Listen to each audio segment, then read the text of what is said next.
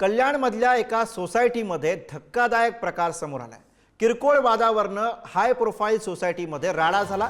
कल्याणच्या अजमेरा हाइट्स सोसायटीमधील ही घटना आहे। धूप लावण्यावरनं दोन गटांमध्ये हाणामारी झाली आणि यानंतर राडा करण्यासाठी बाहेरून गावगुंड बोलवल्याचा सुद्धा आरोप केला जातो।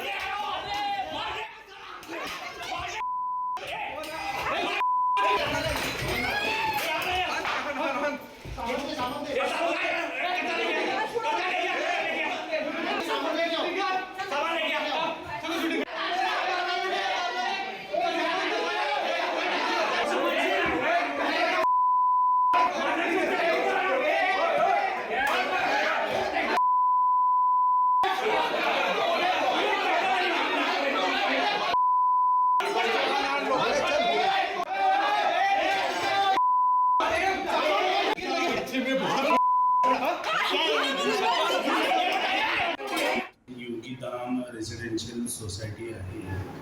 त्या सोसायटीमध्ये एक ठिकाणी अखिलेश शुक्ला आणि त्यांच्या शेजारी देशमुख राहतात।